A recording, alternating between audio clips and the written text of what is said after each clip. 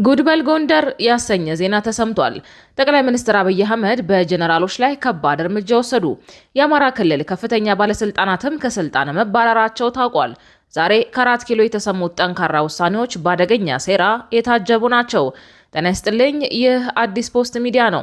ለእናንተ የሚመጥኑ ሰበር ዜናዎችን አጠናክረን መጥተናል። ዋና ዋናዎቹን እናስቀድም። 4 ኪሎ ላይ ምን እየተከሰተ ነው የሚለው የበርካቶች መልስ አልባ ጥያቄ ሆኗል። በእርግጥም ቤተ መንግስቷ እየተናጠች ነው። እርስ በርስ መተማመን ጠፍቷል። ገዢው ፓርቲ ጥላውን እንኳን ማመን ተስኖታል። ከሲቪል አመራሮች እስከ ወታደራዊ አመራሮች ድረስ የእርስ በርስ መተማመን የሌላቸው ሆኗል። ዛሬ የተወሰደው እርምጃ ይህንኑ የሚያሳይ ሆኗል። አብይ መፈንቅለ መንግስት ሊያደርጉብኝ ይችላሉ ብለው የፈሯቸው ጀነራል ከስልጣን አንስተው ከ4 ኪሎ አርቀው ሾመዋቸዋል። በ4 ኪሎ ምን እየተከሰተ እንደሆነ ማወቅ ለሚፈልግ እስከ መጨረሻው ይከተለን። በትግራይ የድሮን ጥቃት ማስጠንቀቂያ ተሰጠ። ህዝቡ ራሱን ከድሮን እንዲከላከል ታዟል። ከሰሞኑ በድሮን ጥቃት የበላይነት የተወሰደበት ህወሓት ህዝባዊ የአየር ጥቃት መከላከያ ስርዓቶች ተግባራዊ እንዲደረጉ ትዕዛዝ አውርዷል። ወደ ተሟላ ጦርነት ለመግባት መቁረጡንም አረጋግጧል። በዝርዝር እናስደምጣችኋለን። ጦሩን ራያ ድረስ ያሰማራው ሻዕቢያ ተበዳይ ሆኖ ብቅ ብሏል። ዓለም የኢትዮጵያን የባህር በር ጥያቄ በቅጡ መረዳቱ ያንገበገበው ይመስል ዓለም አቀፍ ተቋማት የኢትዮጵያ የባህር በር ጥያቄ እንዴት ይቀበሉታል ሲል አዲስ መግለጫ አውጥቷል። በተጨማሪም ኤርትራ ያለው አገዛዝ አምባገነን አይደለም ሲል ግርምት የሚጭር አስተያየት አስፍሯል። ትሰሙታላችሁ። የተወደዳችሁ የቻናላችን ቤተሰቦች እነዚህንና ሌሎች መረጃዎችን አጠናክረናል። ቪዲዮን ላይክ አድርጋችሁ በመጀመር አብራችሁን ቆዩ። ወደ ዝርዝሩ እናምራ። በትግራይ የድሮን መከላከል ትዕዛዝ ተሰጠ። በድሮን ጥቃት የበላይነት የተወሰደበት ህወሓት ህዝባዊ የአየር ጥቃት መከላከያ ስርዓቶች ተግባራዊ እንዲደረጉ ትዕዛዝ አውርዷል። ከሸረሪና እስከ ራያ በድሮን ጥቃት ከባድ ኪሳራ ያስተናገደው ቡድኑ ወደ ተሟላ ጦርነት ለመግባት መቁረጡን ዛሬ ባወጣው አዋጅ አረጋግጧል። ህወሓት የጦርነት ጊዜ ህዝባዊ የአየር ጥቃት መከላከያ ወይም ሲቪል ዲፌንስ የጥንቃቄ እርምጃዎች እንዲወስዱ በይፋ አውጇል። የሲቪል አየር ጥቃት መከላከያ እርምጃዎችን መውሰድ አስቸኳይና ወሳኝ የህልውና ጉዳይም ነው ተብሏል። ቡድኑ የኢትዮጵያ መንግስት ለማፍረስ በትግል ላይ ነኝ ያለ ሲሆን የታጠቀውን ኃይል የህዝቡን መብትና ህልውና ለማረጋገጥ ዋጋ እየከፈለ ነው ብሏል።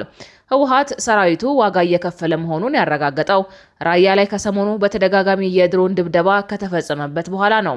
በሰሞነኛው ጥቃት ከታጠቀው ኃይል በተጨማሪ በየቤታቸውና በመደበኛ እንቅስቃሴያቸውም ላይ የነበሩ ንጹሐን ዜጎች የድሮን የአየርና የከባድ መሳሪያ ድብደባ ሰለባ ሆነዋል ሲል ከሷል። ቡድኑ በድሮን ጥቃቱ ሰላማዊ ሰዎች ተገድለዋል ቢልም እንደ ቢቢሲ ያሉ ዓለም አቀፍ ሚዲያዎች ግን በጥቃቱ ከሲቪሊያን ይልቅ የህወሓት ታጣቂዎች መገደላቸውን ነው ያረጋገጡት። በኃያላኑ ፊት ሞገስ ማጣቱን የተረዳው ቡድኑ በሰሞኑ ኦፕሬሽን ንጹሐን ኢላማ እየሆኑ ነው በማለት ዲፕሎማሲያዊ ትርፍ ለማጋበስ እየሞከረ ነው። የሆነ ሆኖ ህወሓት በዚህ መግለጫው በሰሞንኛው የአየር ጥቃት መራር መስዋዕት እየተከፈለ መሆኑን አንስቷል። የአየር ጥቃት እንዲባባስ ያደረገው ዋና ምክንያት የጠላት ጭካኔ እንዳለ ሆኖ በቂ ግንዛቤና የሲቪል መከላከያ ስርዓት ባለመኖሩ ነው የሚለው መግለጫው መንግስት የሚያዋጣውን የጥቃት እቅድ ለመከላከል እያንዳንዱ ትግራዋይ ወቅታዊና አስቸኳይ የሲቪል መከላከያ ስርዓት መከተል አለበት ሲል አሳስቧል። ህዝቡ የሲቪል መከላከያ ስርዓቶችን በአስቸኳይ ተግባራዊ በማድረግ በህልውናችን ላይ የመጣውን ጦርነት በአሸናፊነት ለመወጣት መዘጋጀት አለበት ብሏል። ቡድኑ የሲቪል መከላከያ ወይም ሲቪል ዲፌንስ ያላቸውን እርምጃዎች ዘርዝሮ በዛሬው ዕለት በትግራይ ቲቪ ይፋ አድርጓል። በአስቸኳይ ተግባራዊ መደረግ አለባቸው የተባሉት የሲቪል መከላከያ እርምጃዎች በዋናነት ከአየር ጥቃት መከላከል ጋር የተያያዙ ናቸው። የመጀመሪያው እርምጃ መጠለያዎችን ማዘጋጀት ሲሆን ህዝቡ በአካባቢው በትምህርት ቤቶች፣ በተቋማትና በመኖሪያ መንደሮች ከድንገተኛ የአየር ድብደባ የሚጠብቁ የመሬት ውስጥ መጠለያዎች መዘጋጀት እንዳለበትም አሳስቧል። ይህ የመከላከያ እርምጃ ለመንግስት ብቻ የሚተው አይደለም ያለ ሲሆን እያንዳንዱ ዜጋና ማህበረሰብ ኃላፊነት ወስዶ ሊሰራው የሚገባ ግዴታ ነው ሲል አስጠንቅቋል። የሲቪል መከላከያ ስርዓት መገንባት ፍርሃት ሳይሆን በጦርነት ጊዜም ሆነ ከተፈጥሮ አደጋ ራስንና ወገንን ለማዳን በዓለም ሁሉ የተለመደ የደህንነት እርምጃ ነው ሲል አክሏል። ሁለተኛው የሲቪል መከላከል ስርዓት የአየርና ድሮን ጥቃቶች የሚፈጸሙበት አጋጣሚ ላይ ተጨባጭ እርምጃ መውሰድ ነው ብሏል።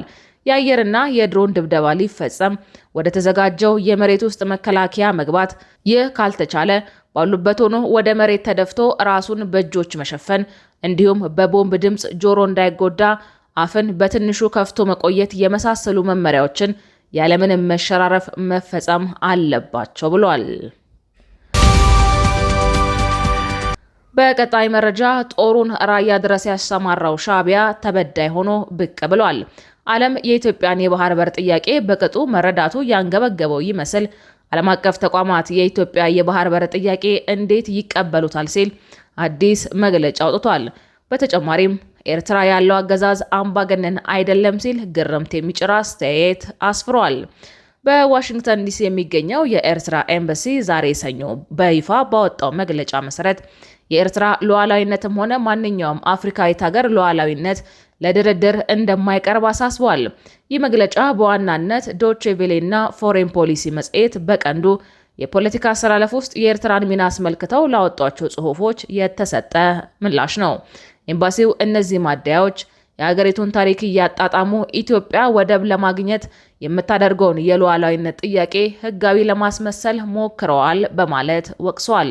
መግለጫው የንግድ ወደብ ፍላጎትና የሌላን ሀገር የባህር ዳርቻ ወይም መሬት ሉዓላዊነት የመፈለግ ጉዳይ ፈጽሞ የተለያዩ መሆናቸውን አጽንኦት ሰጥቷል። የኢኮኖሚ ፍላጎት፣ የህዝብ ብዛት ወይም የጂኦግራፊ አቀማመጥ ዓለም አቀፍ ድንበሮችን ለመጣስና የሉዓላዊነት ጥያቄ ለማንሳት ህጋዊ ምክንያት ሊሆኑ እንደማይችሉ አስቀምጧል። የባህር በር አልባ የሆኑ ወይም ላንድ ሎክድ ሀገራት ግዛት ሳይጠየቁ በስምምነት የጎረቤቶቻቸውን ወደብ እንደሚጠቀሙ ያነሳው መግለጫው የንግድ ፍላጎት የትብብር እንጂ የመሬት ባለቤትነት መብትን እንደማያስገኝ አብራርቷል።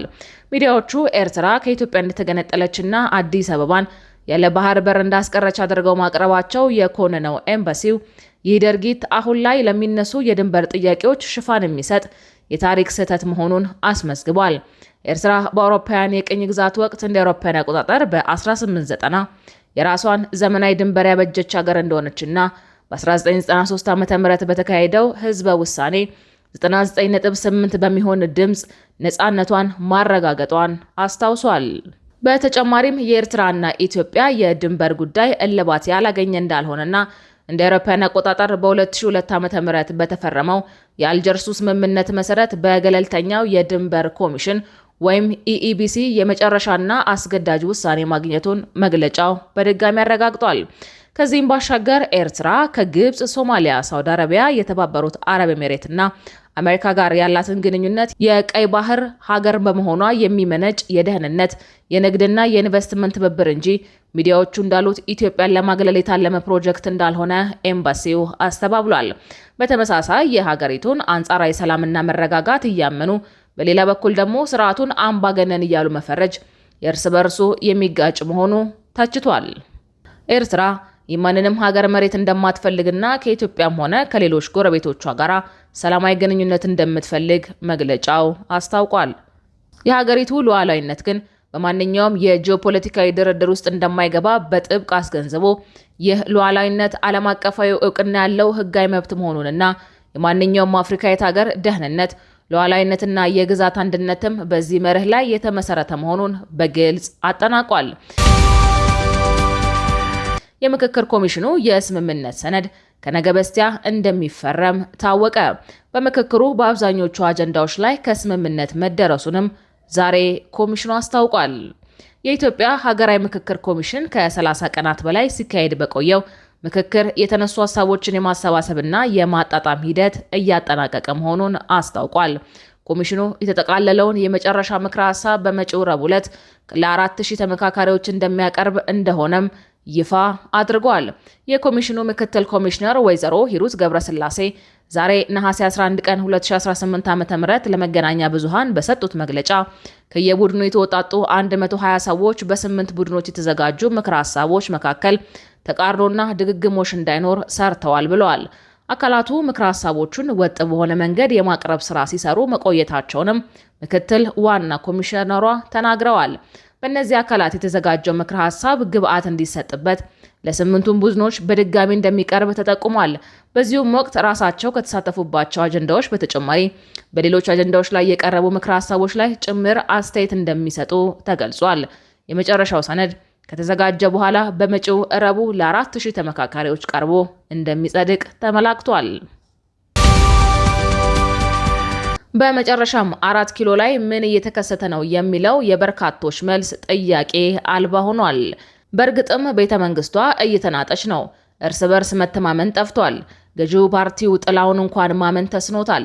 ከሲቪል አመራሮች እስከ ወታደራዊ አመራሮች ድረስ የእርስ በርስ መተማመን የሌላቸው ሆኗል። ዛሬ የተወሰደው እርምጃ ይህንኑ የሚያሳይ ሆኗል። አብይ መፈንቅለ መንግስት ሊያደርጉብኝ ይችላሉ ብለው የፈሯቸው ጀነራል ከስልጣን አንስተው ከ4 ኪሎ አርቀው ሾመዋቸዋል። ጠቅላይ ሚኒስትር አብይ አህመድ የሚጠረጥሯቸውን ጀነራሎች ራቅ የማድረግ ስራዎችን እየሰሩ ይመስላል። ጀነራል ጥጋቡ ይልማ በ4 ኪሎ ከማይታመኑ ጀነራሎች መካከል አንዱ ሲሆኑ በዛሬው ዕለት የአማራ ክልል ፖሊስ አዛዥ ሆነው እንዲሾሙ ተደርጓል። የቀድሞ የአፍሪካ ህብረት የሶማሊያ ሰላም ማስከበር ተልዕኮ ወይም አሚሶም አዛዥ ሌተናንት ጀነራል ጥጋቡ ይልማ የአማራ ክልል ፖሊስ ኮሚሽነር ሆነው ተሾመዋል። ላለፈው 1 ዓመት ከ5 ወራት ገደማ የአማራ ክልል ፖሊስ ዋና ጠቅላይ መምሪያ አዛዥ ሆነው የሰሩት ዶክተር ዘላለም መንግስቴ ወደ ቀድሞ ኃላፊነታቸው እንደተመለሱ ተገልጿል። አዲሱን አዛዥ ሌተናል ጀነራል ጥጋቡን የሾሙት የአማራ ክልል ርዕሰ መስተዳደር አረጋ ከበደ መሆናቸውን የክልሉ ፖሊስ በፌስቡክ ገጹ ላይ ባወጣው መረጃ አስታውቋል። ላለፉት 3 ዓመታት ግጭት ውስጥ ያለውን የአማራ ክልል የፖሊስ ኃይል የመምራት ኃላፊነትን የተረከቡት ሌተናል ጀነራል ጥጋቡ በኢትዮጵያ መከላከያ ሰራዊት ውስጥ ከ40 ዓመት በላይ ልምድ ያላቸው ወታደራዊ መኮንን ናቸው። ሌተናል ጀነራል ጥጋቡ ይህንን ኃላፊነት የተረከቡት መንግስት በክልሉ የሚንቀሳቀሱት የፋኖ ኃይሎች ጽምዶ በሚል በሚጠራው ጥምረት አማካኝነት ከትግራይ ኃይሎች ጋር ትብብር መፍጠራቸውን እየገለጸ ባለበት ወቅት ነው። ይህ ሹመት ብዙ እንደምታዎች ያሉት ነው። ከፍተኛ የጦር ጀነራሎችን እንደ ሌተናል ጀነራል ጥጋቡ ይልማ በአማራ ክልል ፖሊስና ሌተናል ጀነራል አስራት ደነሮ በአዲስ አበባ ፖሊስ መሾም ጀነራሎቹን ከስልጣን ከማራቅ ይልቅ የጸጥታ መዋቅሩን ወይም ሚሊታራይዜሽን የሰንሰለቱን ማዕከላዊ ማድረግና የውስጥ አማጽያንን በወታደራዊ ስትራቴጂ ለመቆጣጠር የታለመ ስልታዊ እርምጃ ነው። ብልጽግና በአሁኑ ሰዓት በአማራ ክልልና በተለያዩ አካባቢዎች ያሉ የታጠቁ ኃይሎችን እንደ ፋኖና ኦነግ ሸኔ እንቅስቃሴ ለመግታት መደበኛውን የፖሊስ አደረጃጀት ወደ ወታደራዊ ጠንካራ እዝ ማሸጋገር ላይ ተጠምዷል። በሀገር መከላከያ ሰራዊት በፌዴራል ፖሊስና በክልል ፖሊስ መዋቅሮች መካከል ያለውን ቅንጅት እያሳለጠ ያለ ሲሆን የተሾሙት ጀነራሎች ሰፊ የጦር ቀጠናና የሰላም ማስከበር ልምድ ያላቸው በመሆኑ የውስጥ የጸጥታ ስጋቶችን በፍጥነት መፍታት የሚል ትዕዛዝ ተሰጥቷቸዋል። የመከላከያ ጀነራሎችን ወደ ክልልና ከተማ ፖሊስ ኮሚሽኖች ማዛወሩ በሀገር መከላከያ ሰራዊት የውስጥ መዋቅር በስነ ልቦናና በእዝ ሰንሰለቱ ላይ ያሳደራቸው ዋና ዋና ተጽዕኖች አሉት። አንጋፋና ከፍተኛ ማዕረግ ያላቸው ጀነራሎች ወደ ፖሊስ መዋቅር ሲዘዋወሩ በመከላከያ ውስጥ የነበሩ ከፍተኛ አመራር ቦታዎች ክፍት ሆነዋል።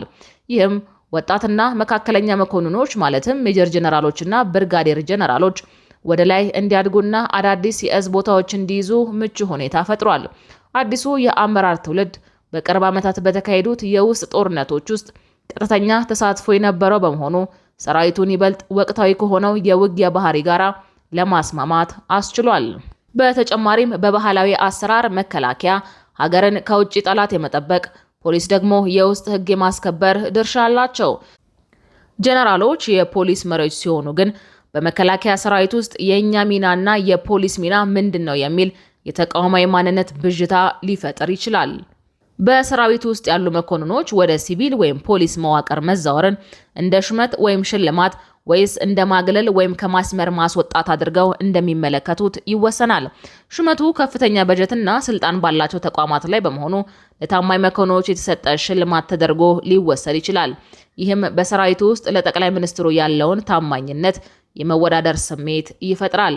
ክቡራትና ክቡራን የአዲስ ፖስት ሚዲያ ቤተሰቦቻችን ለሰዓቱ የተዘጋጁት መረጃዎች እነዚህን ይመስሉ ነበረ። መረጃዎቻችንን እስከ ፍጻሜው ድረስ ስላደመጣችሁ ከልብ እናመሰግናለን።